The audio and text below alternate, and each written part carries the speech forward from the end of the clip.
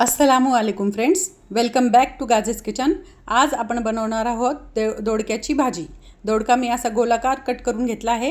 कढई ठेवूया गॅसवर आणि 1 चमचा तेल टाकूया। तेल गरम झाल्यानंतर जिरे, मोहरी आणि एक बारीक चिरलेला कांदा टाकूयात।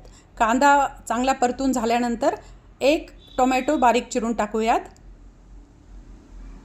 आणि ह्यात अर्धा चमचा अद्रक लसणाची पेस्ट टाकूया आणि चांगलं परतून झाल्यानंतर दोडका टाकूयात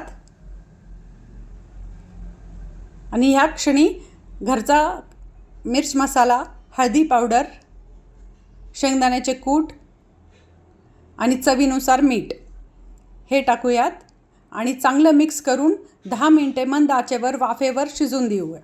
1 थेंब पाणी टाकता खूप छान ही दोडक्याची भाजी लागते। जर तुम्हाला हा व्हिडिओ आवडला असेल तर गाजेस किचनला शेअर करा, लाईक करा आणि सबस्क्राईब करा